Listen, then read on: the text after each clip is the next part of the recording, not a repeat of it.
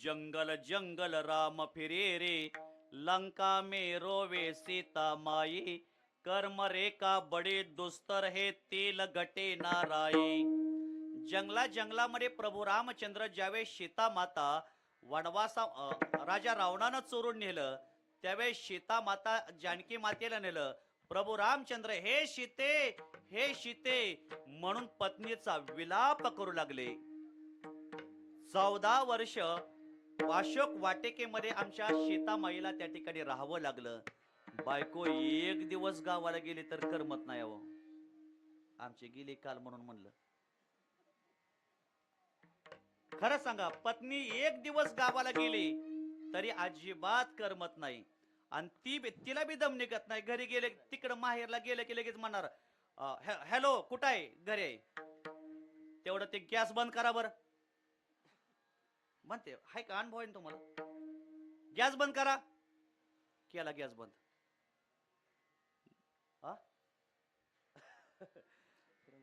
बर ते चुली दूध तापलेलं आहे तेवढं फ्रीज मध्ये ठेवा बर. सारखी कामं सांगणार आणि हळूहळू फोन करणार. कुठं आहे म्हणलं घरीच आहे. पुन्हा हळूच म्हणणार शेर अभी जिंदा आहे. असं नाही बाया, तू शेर तर शेरच. अरे मग तुला काळजी आहे तर जातीच कशाला मग गाजीबात माहेरला? पत्नी एक दिवस माहेरला गेलं तर करमत नाही. आमच्या प्रभू रामचंद्रांची पत्नी 14 वर्ष वनवासामध्ये राहावं लागलं. याचं कारण आहे, याचं काहीतरी भोग आहेत. सीतामाई जानकी माई आपल्या वडिलांच्या घरी राहत असताना, जनकपुरीमध्ये राहत असताना, एक पिंजऱ्यामध्ये पोपट घेऊन एक विकणार आला होता. राघो मैना, राघो मैना घेता का, राघो मैना घेता का असं म्हटल्याबरोबर सीतामाई समोर आली आणि सांगितलं, मला त्यातला फक्त राघू दे, मला मैना नको. त्या पोपटवाल्याने सांगितलं, मी काय तोडून विकत नाही, घ्यायचं असेल तर दोन्ही घ्या, राघू घ्या, मैना घ्या. सीतामाईनं सांगितलं, मी जनक राजाची मुलगी आहे, ब्रह्मांडाच्या मालकाची मी पत्नी आहे, द्यायचं असेल तर मला राघू दे, मला मैना नको. ते म्हणला, घ्यायचं असेल तर दोन्ही घ्या, मी तोडून काय विकत नाही, मी आताच्या आता तुला फासावर चढवीन, दे लवकर. ते म्हणला, फासावर जाण्याच्या ऐवजी देऊन टाकू. सीतामाईनं 200 रुपये दिले, राघूला खरेदी केलं आणि घेऊन गेल्या. आणि जाता जाता पिंजऱ्यामध्ये मैना होती, रडू लागली. मैनेला राघू पासून सीता मातेनं वेगळं केलं आणि जाता जाता मैनेनं शाप दिला, हे सीते, तू माझ्या नवऱ्यापासून मला वेगळं केलं, तसं तुला सुद्धा तुझ्या नवऱ्यापासून 14 वर्ष तुला वेगळं राहावं लागेल. म्हणून देवाला सुद्धा द्वारकेचा राणा पांडवा घरी, पण शेवट पांडवांना सुद्धा जीवनामध्ये 14 वर्षाचा वनवास कधीही चुकला नाही. पाहते पांडवा अखंड वनवासी, पाहते पांडवा अखंड वनवासी, पाहते पांडवा अखंड वनवासी, पाहते पांडवा अखंड वनवासी.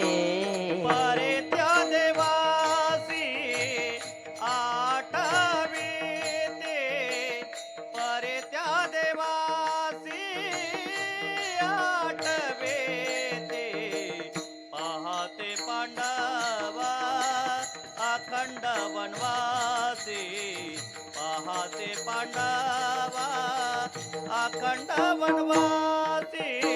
परत्या देवासे आठवे ते, परत्या देवा.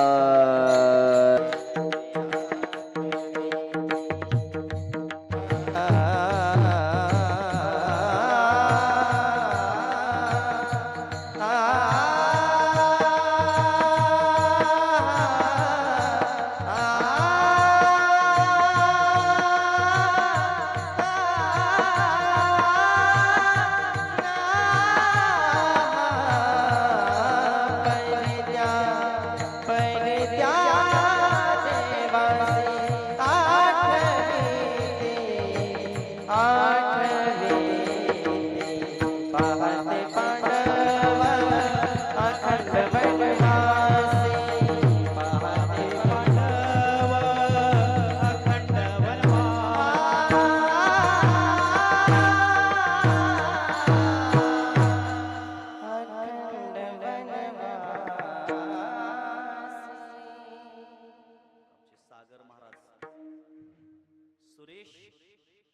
वाडकर आता प्रसिद्ध गायक आहेत, त्यांच्याकडे ते गायन शिकलेत बरं का, आळंदीमध्ये पुण्यामध्ये.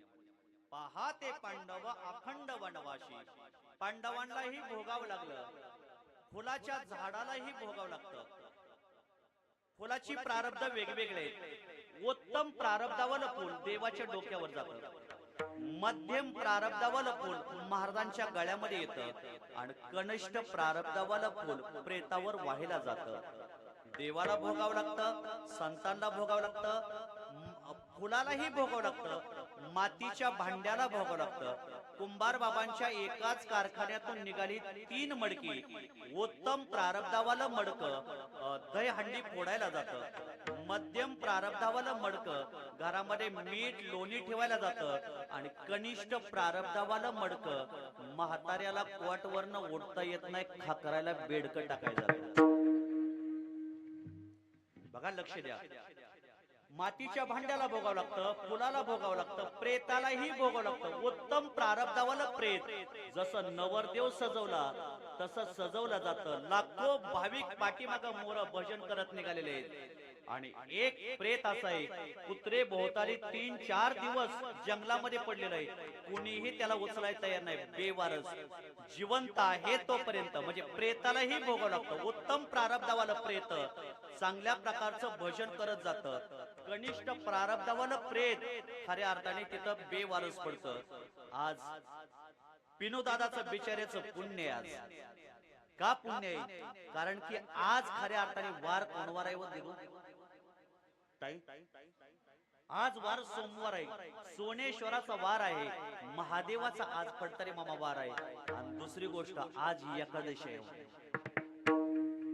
मी रोज कीर्तन करतोय, मी सुद्धा एकादशीला जाईल का नाही सांगता येत नाही. हे वाक्य काळजावर करून ठेवा.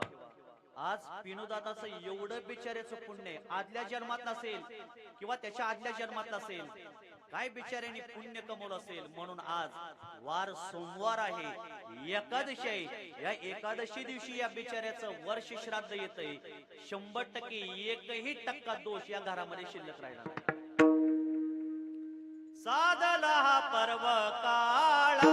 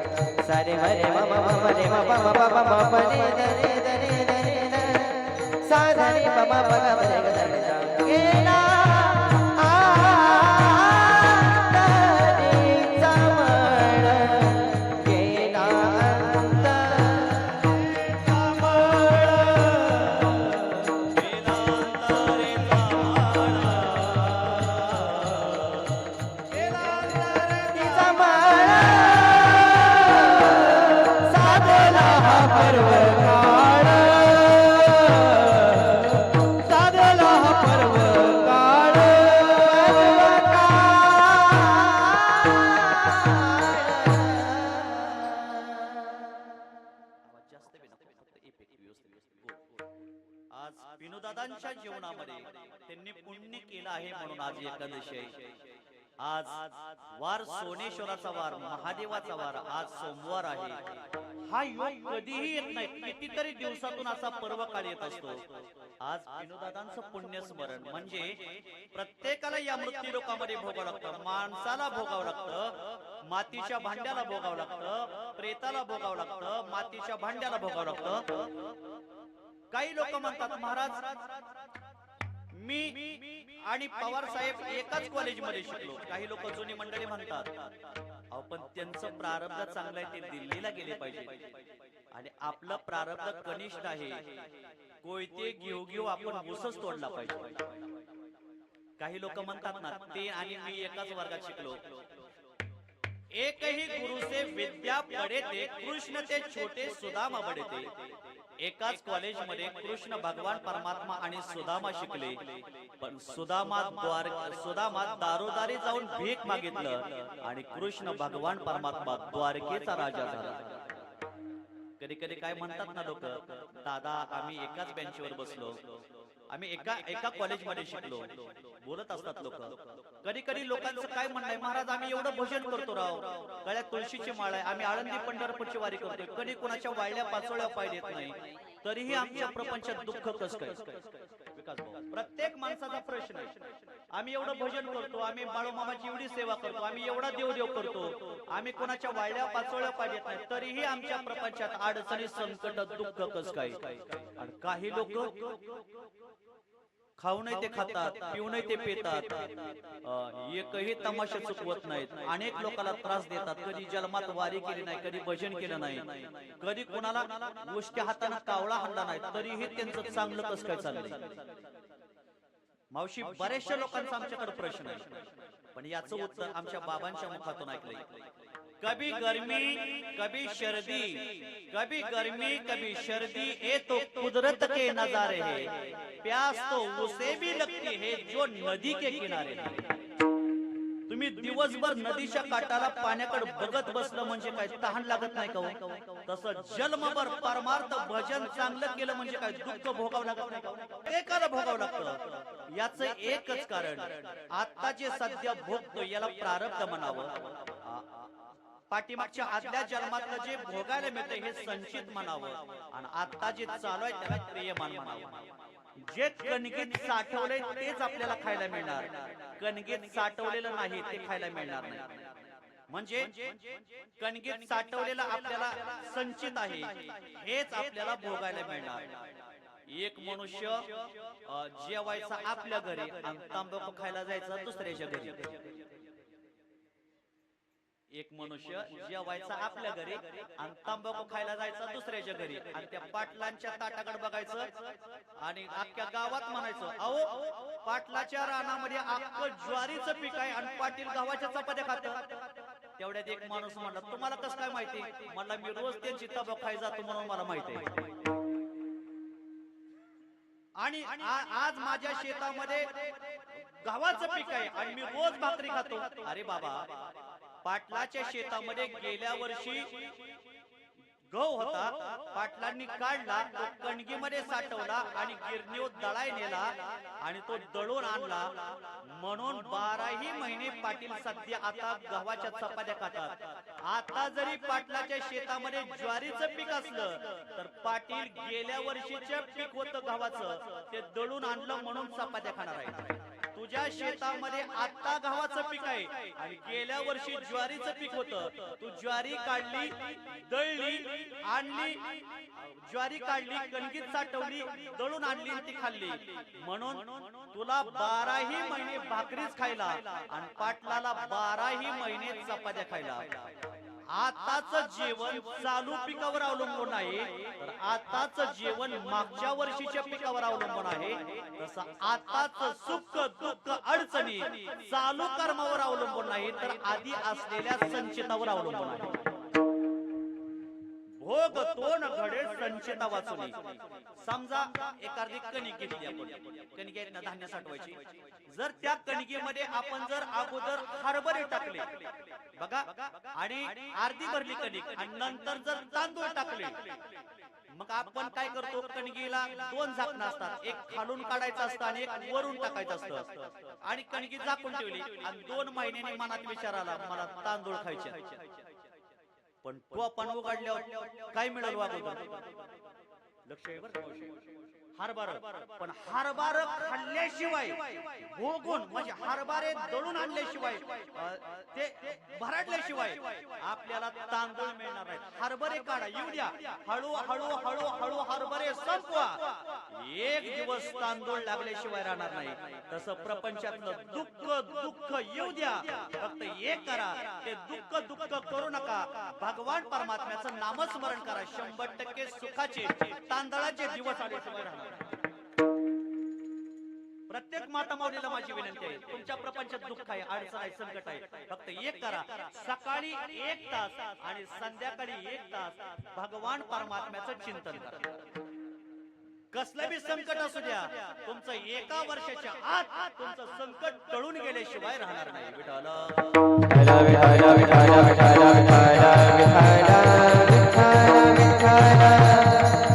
श्रीराम जय राम जय जय राम, श्रीराम जय राम जय जय राम, श्रीराम जय राम जय जय राम, श्रीराम सर्वांनी बोला, भजन बोला.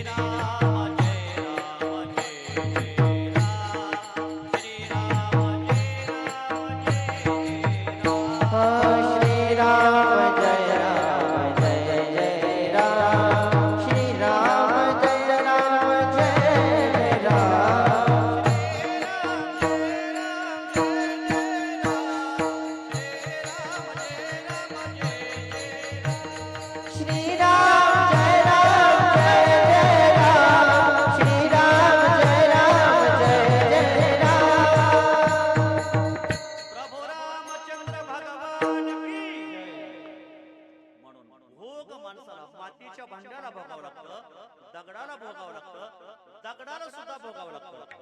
एकाच खाणीतून काढलेला 5 फुटाचा दगड घरी आणा, 2.5 फुटाचा 2 तुकडे करा, 2.5 फुटाची पायरी करा आणि 2.5 फुटाची मूर्ती करा.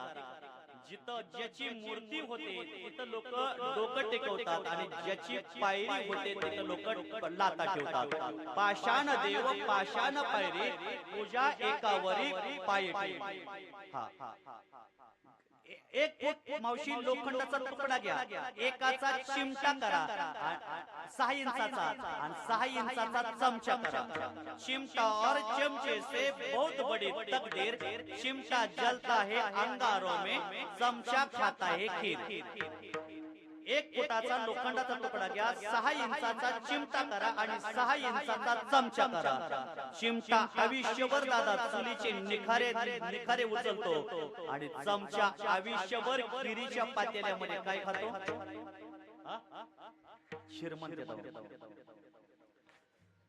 खीर खातो.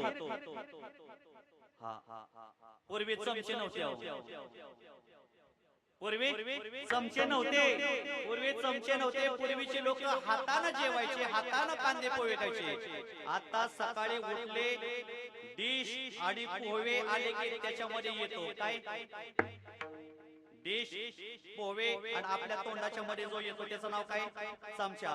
दोघाच्या मध्ये जो घुसतो त्याचं नाव चमचा, आणि दोघाच्या मध्ये सारखं लुडबुड जो करतो त्याचं नाव आहे चमचा. आता चमच्याला लय किंमत आली.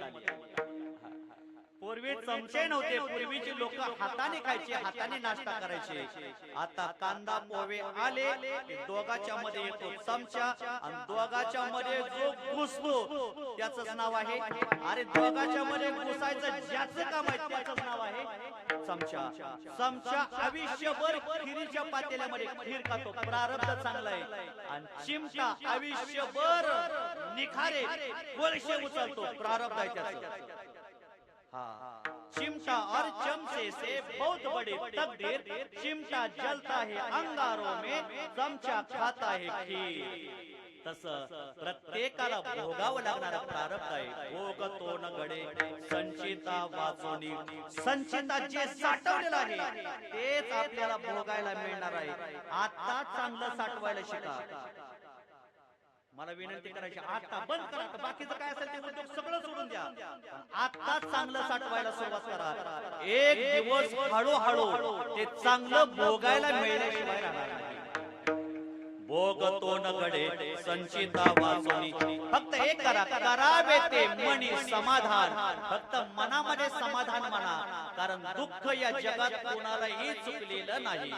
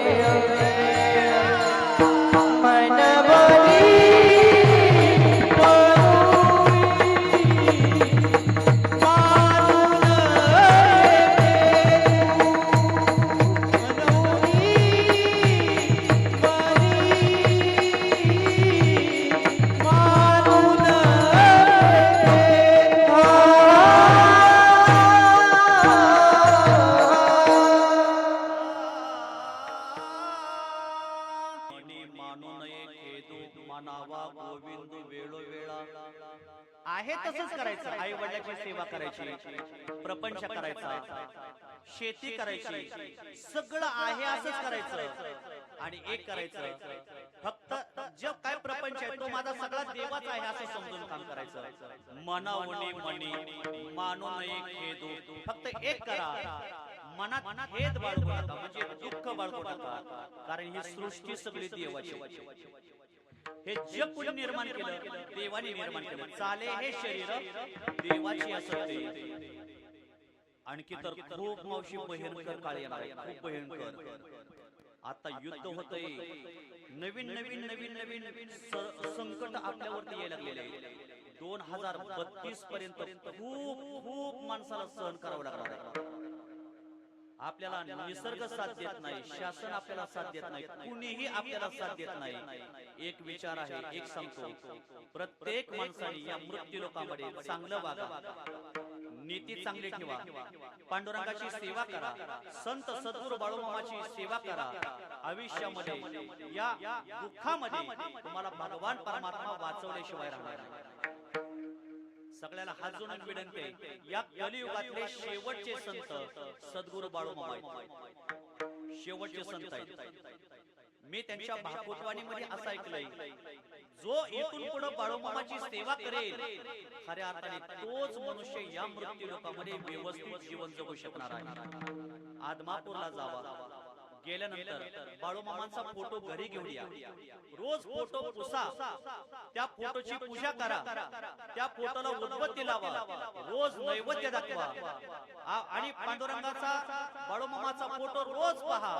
आपली तमोगुणी वृत्ती मामाला पाहिल्यानंतर निघून जाईल आणि सत्वगुणी वृत्ती आपल्या मनात आल्याशिवाय राहणार नाही. देवाला फक्त सांगायचं, देवा इथून पुढे तुमची सेवा करतोय, फक्त आम्हाला सुखामध्ये ठेवा. 100% ठेवेल. म्हणून फार भयंकर काळ या मृत्यू लोकांमध्ये येणार आहे, दुष्काळ पडणार आहे. मी माझ्या 35 वर्षाच्या आयुष्यामध्ये आजपर्यंत जेवढं ऊन आहे एवढं ऊन कधीच पाऊस लागलं नाही, कधीही ऊन लागलं नाही एवढं ऊन या काळामध्ये. एक मला सगळ्याला विनंती करायची, आज आपल्या पिनूभाऊच्या स्मरणात प्रकाश दादा एक तरी झाड आपल्या दादांच्या स्मरणात घरामध्ये लावा. बघा, उन्हाळ्याच्या दिवसामध्ये आपण गाडी लावायला, आपण झोपायला झाड शोधतो, तसं पावसाळ्याच्या दिवसामध्ये झाड लावायला आपण जागा शोधली पाहिजे. इथं कीर्तन ऐकणाऱ्या प्रत्येक महिलेला माझी विनंती आहे, प्रत्येक पुरुष वर्गाला माझी विनंती आहे, आपल्याला जर या मृत्यू लोकांमध्ये जर वाचायचं असेल तर प्रत्येक माणसाने एक तरी झाड आपल्या घरी लावलं पाहिजे. आता घरी आता नका लावू, जून महिन्यात आता लावले येणार, करपून जाईल. जून महिन्यात झाड लावा. पहिलं नक्षत्र कोणतं? रोहिणी नक्षत्र. 25 तारखेला 25 मेच्या आसपास निघतो नक्षत्र. रोहिणी नक्षत्रावर आपण सगळ्यांनी एक तरी झाड लावा. आंब्याचं लावा, चिक्कूचं लावा, सीताफळाचं लावा, जे झाड ऑक्सिजन देईल असं झाड लावा. आणि सगळ्यांनी तुळशीची ही 2-4 झाडं आपल्या दारात लावा. ते झाड मोठं होऊ द्या, अंगठ्यासारखा त्याचा बुडका होऊ द्या, फांद्या होऊ द्या. हळूहळू ते झाड मोठं झालं की उपटा, पंढरपूरला जावा, ते झाड काटा, त्याची चांगली तुळशीची माळ बनवा आणि घरी आल्यावर घाला त्याची माळ. एवढंच करा, बाकी काही करू नका. माझे गुरुवर्य बाबांनी सांगितलंय 2032 पर्यंत या वावटळीमध्ये जगाची लोकसंख्या 140 कोटी, 32 पर्यंत फक्त 64 कोटी राहणार आहे. याच्यात आपला नंबर कुठं बसतोय याचं ज्याचं त्यांनी ठरवावं. जर आपला नंबर 64 कोटी मध्ये लागावा असं वाटत असेल तर फक्त एक करा, पंढरपूरला जावा, आदमापूरला जावा, गळ्यामध्ये तुळशीची माळ घाला, भगवान परमात्म्याचं नाव मुखामध्ये घाला. 100% 32 पर्यंत वाचल्याशिवाय राहणार नाही. किती भारी गडी घालते रे, बरं वाटतं बघितलं. खेळायची सायकल, माझा बी पाय गेला चाकत तारा तुटले. नाही असं थोडस त्रास झालाच पाहिजे, सायकल खेळताना लागलं पाहिजे, पडलं पाहिजे, म्हणजे सायकल येते बरं का, आलं पाहिजे, त्रास सहन केला पाहिजे, संकट झेलले पाहिजे. त्याशिवाय जीवन जगण्याचा अधिकार माणसाला कळत नाही. विठ्ठल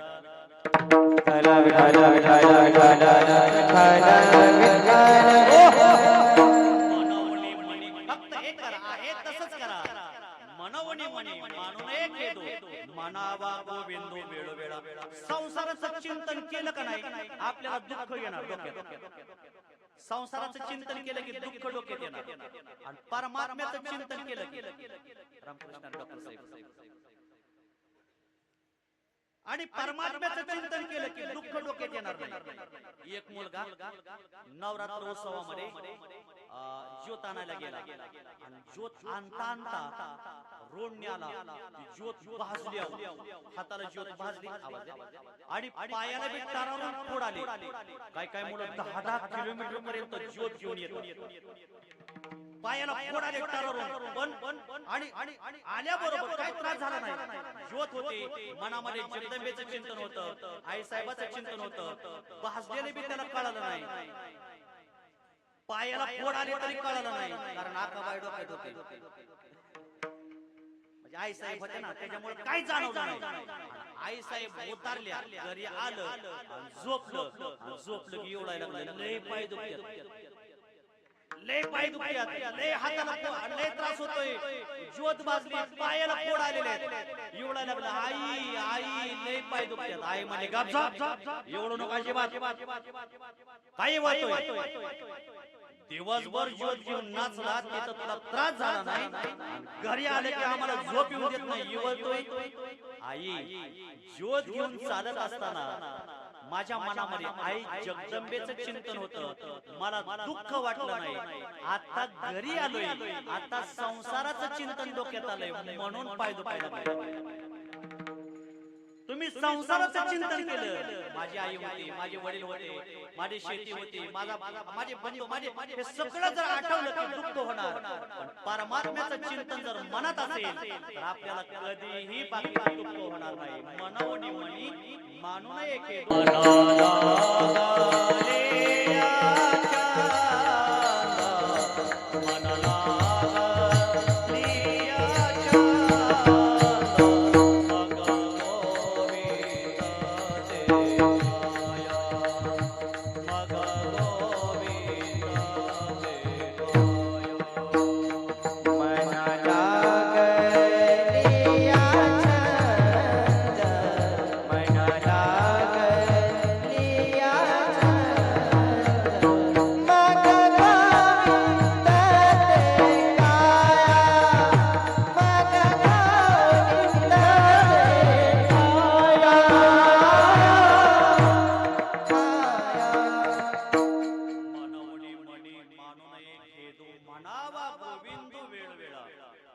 गोविंद गोविंद मना लागलिया छंद मग गोविंद ते काया भेद नाही देवालया देवाचं चिंतन केलं की माणूस देवच होतोय गोविंद घ्या कोणी दामोदर घ्या गे तव तव हसते मथुरेच्या गे ते करते संसाराचा धंदा मथुरेतल्या सगळ्या गवळणी दही घेऊन जायचे विकायला लोणी घेऊन जायचे आपण बाजारात गेल्यावर दही घ्या म्हणत नव्हत्या लोणी घ्या म्हणत नव्हत्या तर काय म्हणायचं गोविंद घ्या कोणी दामोदर घ्या गे तव तव हसते मथुरेच्या गे ती म्हणत नव्हत्या दही घ्या लोणी घ्या ताक घ्या का कारण दही घ्या म्हणायला त्यांची वृत्ती दही पर्यंत दुधापर्यंत ताकापर्यंत राहिली नव्हती त्यांची वृत्ती त्यांचं मन त्यांचा देह गोविंद स्वरूप झाल्यामुळे गोविंद घ्या म्हणायला अभ्यास करायला लागतोय गोविंद घ्या कोणी दामोदर घ्या गे तव तव हसती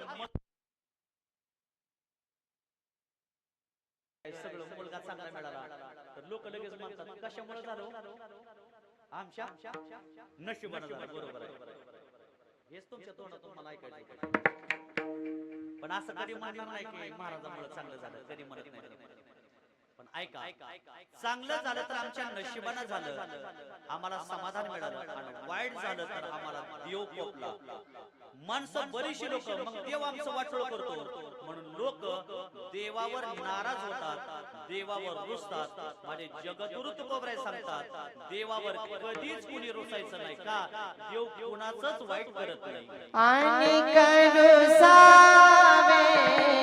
न लगे बहुता आणि करुसावे न लगे बहुता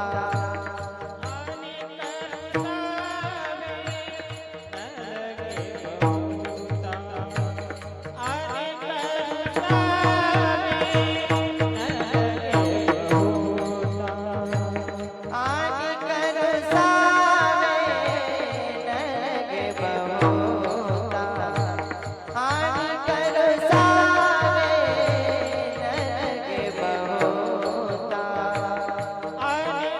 रुसावे न लगे बहुता आणि रुसावे न लगे बहुता आपुल्या संचिता वाचनिया आपुल्या संचिता आपुल्या संचिता वाचनिया मानवनी मानी मानून घेतो मानवनी मानी मानून घेतो आपुल्या संचिता वाचनिया आपुल्या संचिता वाचनिया मानवनी मानी मानून घेतो मानवनी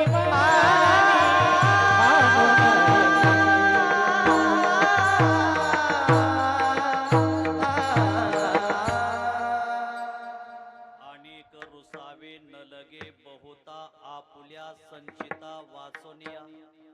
दादा, रुसायचं असेल तर आपल्या संचितावर रुसायचं. ह्या माणसाने माझं वाईट केलं, त्या माणसाने माझं वाईट केलं, असं कधीही म्हणायचंय. रुसायचं असेल तर आपल्या संचितावर रुसायचं. अनेक रुसावे न लगे बहुता आपल्या संचिता वाचुनिया. एक उदाहरण सांगतो, दोन सांगतो, वेळ मिळेल तसं. एक ब्राह्मणीन होती. ऐका बर का, ऐका, ऐकणं महत्वाचं आहे. एक ब्राह्मणीन होती, पती मरण पावले, अरण्यामध्ये राहायला लागली. 2-3 मुलं होते तिला. गावात यायची, भीक मागायची, दारोदारी जायची, मला खायला द्यावं, माझ्या लेकरांना खायला द्यावं, अशी ती ब्राह्मणीन भीक मागायची. भीक मागून मुलं जगवायची. विठ्ठल विठ्ठल विठ्ठल विठ्ठल विठ्ठल विठ्ठल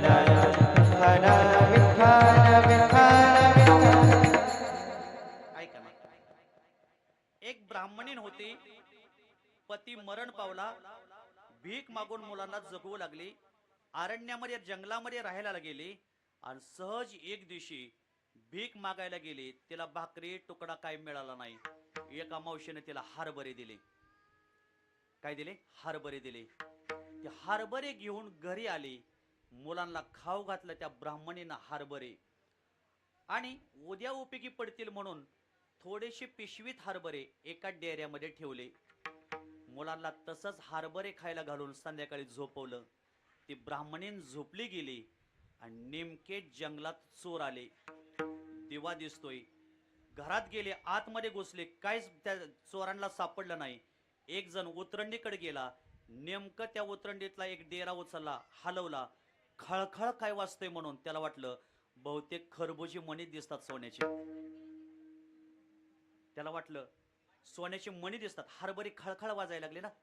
त्याने ती पिशवीचं गाठोडं उचललं आणि ती घेऊन निघाला. ती उतरण पडली, ब्राह्मणीन जागे झाली आणि बघितलं तर त्याने हरभरे नेले आणि त्या ब्राह्मणीनं शाप दिला, हे सोन्याचे मणी नाहीत, हे माझ्या लेकरांना भीक मागून मी खायला हरभरे आणले होते.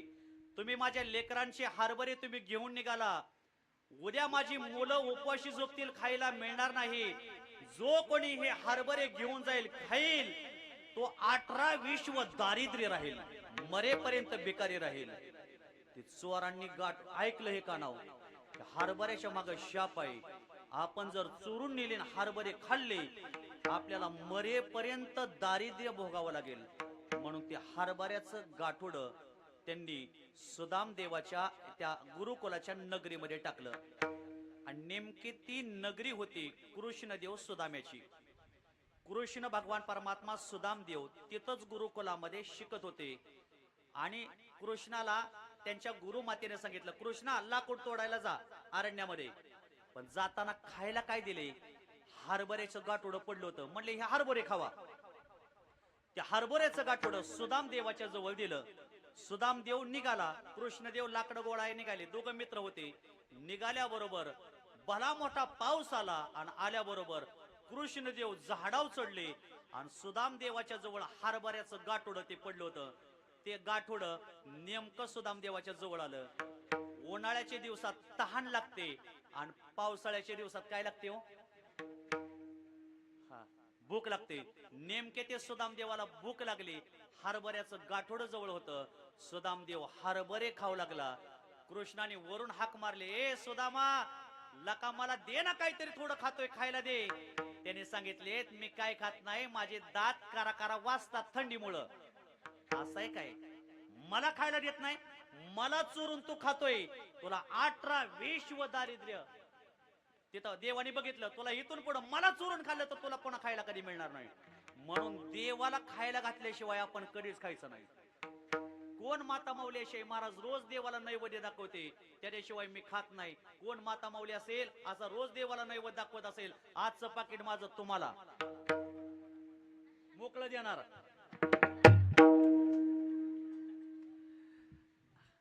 पूर्वी प्रत्येक आई पुरीला सांगायची, पोरगी जर नांदाय निघाली, पुरीला जाताना मंत्र द्यायची, भरपूर खायचं, दणकून काम करायचं, आई सांगत होती. आणि आताची आई काय म्हणते, 2-4 महिने बघ, सगळ्याचा घरातला अंदाज घे, आणि वाटलं तर पाहुण्याला इकडे कांदा उठायला घेऊन ये.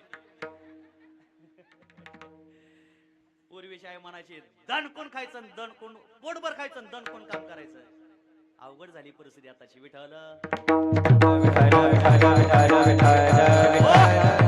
सुदाम देवाने हरभरे खातोय असं सांगितलं नाही. आणि कृष्णदेव परमात्म्या आणि 2 जण घरी गेले. आणि काही दिवस गेल्यानंतर कृष्णाला भेटण्याची सुदाम देवाला इच्छा निर्माण झाली. आणि सुदाम देव कृष्णाला भेटायला गेले. भेटल्याबरोबर सुदाम देव द्वारकेत आले. आल्याबरोबर कृष्ण भगवान परमात्म्याने मिठी मारली. सुदाम देवाने कृष्ण भगवान परमात्म्याला पोहे घेऊन गेले होते खायला. देवाला दिले पोहे. आणि खाता खाता देवाने सांगितलं, सुदामा, अरे आपण दोघं एका गुरुकुलात राहिलो. ज्यावेळेस पाऊस आला, मी झाडावर होतो, तो झाडाच्या खाली बसला, थंडी वाजत होती, मला पण भूक लागली.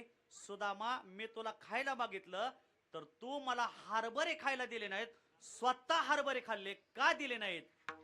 मला उपाशी ठेवलं. त्यावेळेस सुदाम देवाने सांगितलं, कृष्णा, तुला वाटतंय का हा मित्र तुला चोरून खाईल म्हणून? मी तुला टाकून आजपर्यंत कधीच काय खाल्लं नाही. अरे सुदामा देवाने सांगितलं, कृष्णा, मी तुला हरभरे खायला काय दिले नाहीत, याचं एकच कारण, त्या हरभऱ्याच्या पाठीमागे शाप होता. जो कोणी हो हरभरे खाईल त्याला 18-20 व दारिद्र्य भोगावं लागेल. त्यावेळेस कृष्णा माझ्या मनात विचार आला, आमच्यासारखे हजारो भक्त दारिद्र्यात राहिले तरी चालतील, पण माझा कृष्ण आयुष्यभर दारिद्र्यात राहता कामा नाही, राजा झाला पाहिजे, म्हणून मी तुला हरभरे खायला दिले नाहीत. आमचा देव राजा झाला पाहिजे, आमचा देव सुखी झाला पाहिजे, म्हणून खऱ्या अर्थाने मी तुला हरभरे खायला दिले नाहीत. कृष्णाच्या डोळ्यात पाणी आलं. माझा मित्र, किती माझ्या मित्राचं माझ्यावर प्रेम आहे, दिलं. आणि शेवट सुदाम देवाला कृष्ण भगवान परमात्म्यानं नगरी देऊन टाकली. याचं एकच कारण, त्या हरभऱ्याच्या पाठीमागे शाप होता, म्हणून दुःख भोगावं लागलं. पण सुदाम देव कधीही देवावर नाराज झाले नाहीत. कधी देवावर, माझा मित्र एवढा मोठा श्रीमंत आहे, जाऊ त्याला मागायला, कधीही मागितलं नाही अजिबात. देवाकड काहीच मागायचं नाही, काहीच मागायचं नाही, आणि मागितल्याशिवाय राहायचं बी नाही. हा, तुम्ही पंढरपूरला जायचं, आदमापूरला जायचं, तुम्ही म्हणायचं नाही विहिरीला पाणी लागू द्या, पैसा भरपूर मिळू द्या, बंगला होऊ द्या, म्हणायचं नाही. फक्त म्हणायचं, देवा मला सुखात ठेव, एवढंच म्हणावं. देव सुखी ठेवील. अनेक रुसावे न लगे बहुता, आपुल्या संचिता वाचोनिया. ज्ञानेश्वर माऊली ज्ञानराज माऊली तुकाराम. ज्ञानेश्वर माऊली ज्ञानराज माऊली तुकाराम.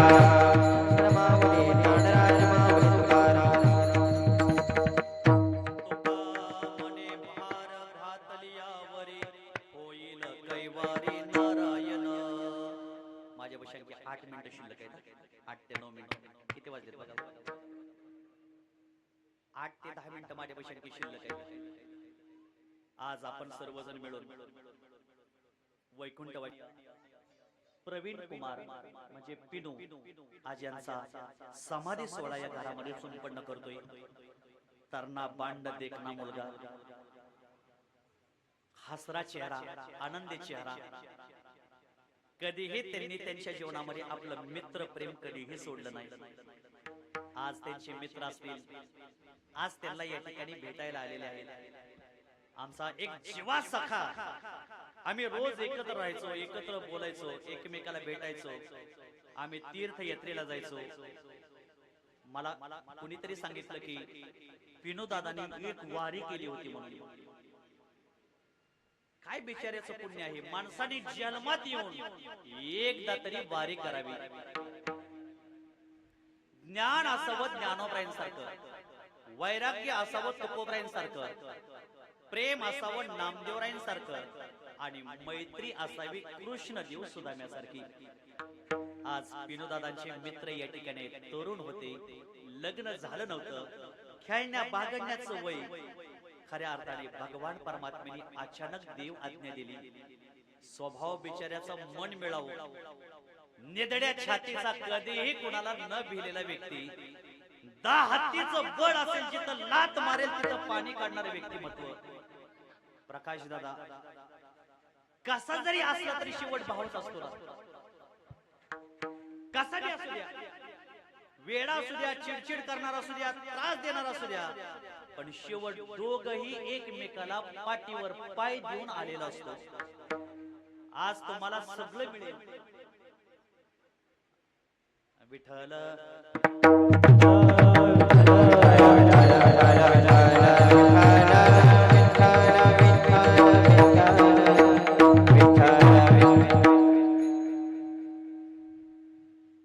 सगळं मिळेल माणसाला, पण माणसाला जीवनामध्ये भाव कधी मिळणार नाही. भाव. प्रभू रामचंद्र आणि लखनजी युद्धावर निघून गेले आणि लखनजीला मेघनादनं बाण मारला, रावणाच्या पोरानं बाण मारला. लखनजी दहारा तीर्थ पडले. प्रभू रामचंद्राने युद्ध सोडलं आणि लखनला उचलायला निघून गेले. लखनला मांडीवर घेतलं. हनुमंतराया, नळ नीळ जांबुवंता, सुग्रीवा, सगळ्यांनी माझ्याकडे या. उद्या जर सूर्यास्त होईपर्यंत माझ्या लखनला काय झालं गेलं तर हा राम जिवंत दिसणार नाही. माझा लखन जिवंत झाला पाहिजे. हनुमंतराय म्हणले, का असं बोलताय? त्यावेळेस प्रभू रामचंद्राने उत्तर दिलं, हनुमंतराया, मला सीतेसारखी दुसरी पत्नी मिळेल, शक्य सीता समानारी, मर्द लोके विचिनवता, ना लक्ष्मणो समभाता. हनुमंतराया, नळ जीवन जांबुवंता, सगळं मला मिळेल, पण मला लक्ष्मणासारखा भाव जगात कधीच मिळणार नाही. कधी मिळणार नाही, कधीही मिळणार नाही. कसा जरी असला ना, शेवट आपला भाव असतो. किती जरी केलं तरी पाठीवर पाय देऊन आपण आलेलो असतो. आपण दिवसभर कुठं जरी फिरलो तर शेवट एकमेकाला प्रेम देणारं व्यक्तिमत्व. प्रकाश, तुला काय कमी असेल? मी हाय पाठीमागे, भिवू नको. वाघासारखा, निधड्या छातीसारखा माणूस पण आज काळाच्या पडद्याआड निघून गेला.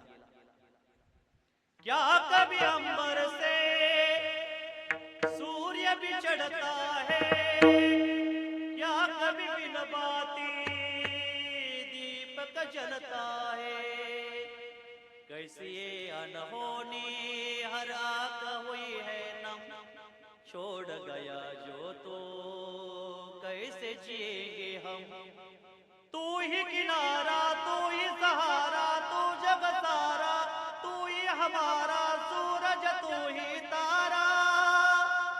जय जयकारा, जय जयकारा, स्वामी देना साथ हमारा. क्या कभी अंबर से सूर्य बिछड़ता है, क्या कभी बिन बाते दीपक जलता है.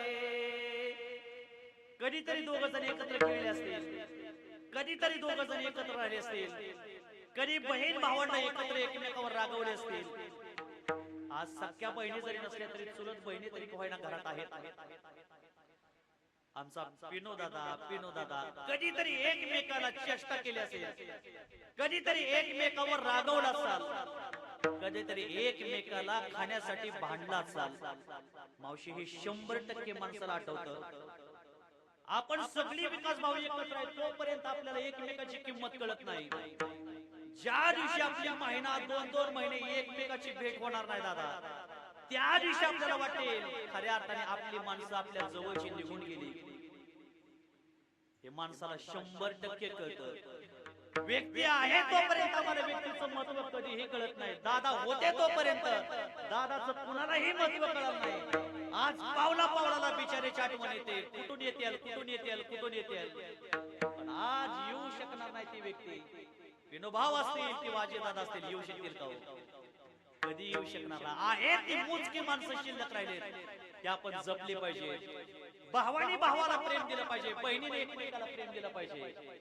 या जगात पैसा पद प्रतिष्ठा हे फक्त या जीवनामध्ये हेच राहणार आहे. बाबांनो फक्त एक माणुसकीचं नातं जपलं पाहिजे. विठ्ठल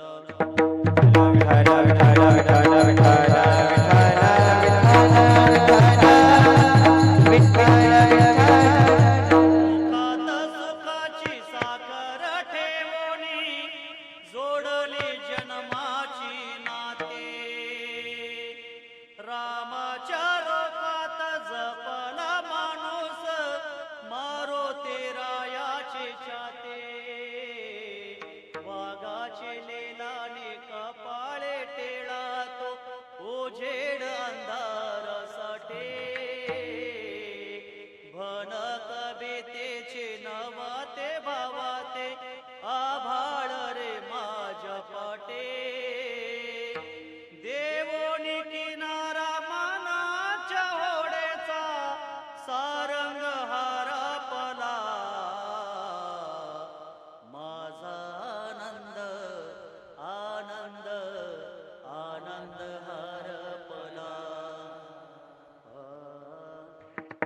जीवा सखाच्या जोडी मदला सखा निगुणी चालला. म्हणून विनोदादा आहे एक चांगला तरणा बाण गडी व्यक्ती, पण भगवान परमात्म्याने 32 वर्षामध्ये देव आज्ञा दिली. धर्मवीर संभाजी राजाचं फक्त 32च वय होतं. शंभूराजे काळाचा घाला घाली शंभूराजाला निघून जावं लागलं.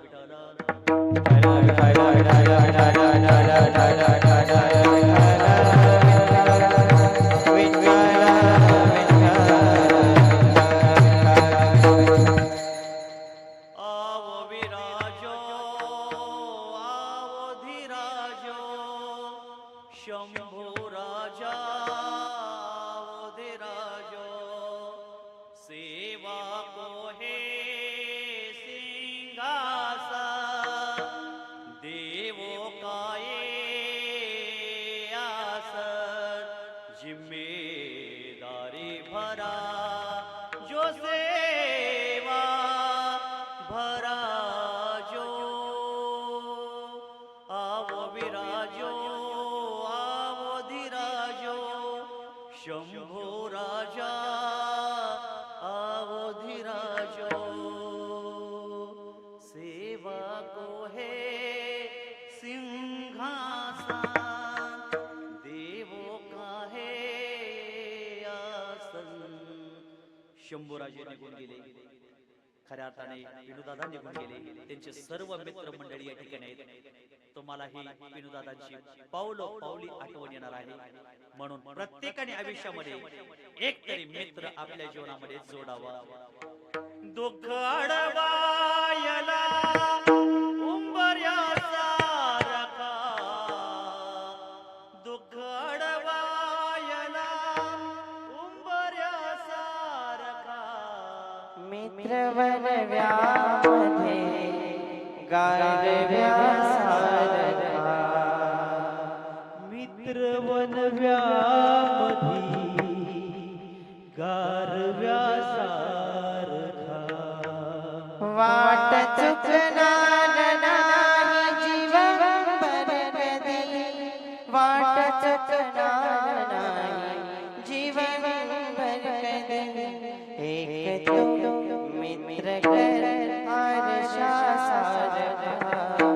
एक तू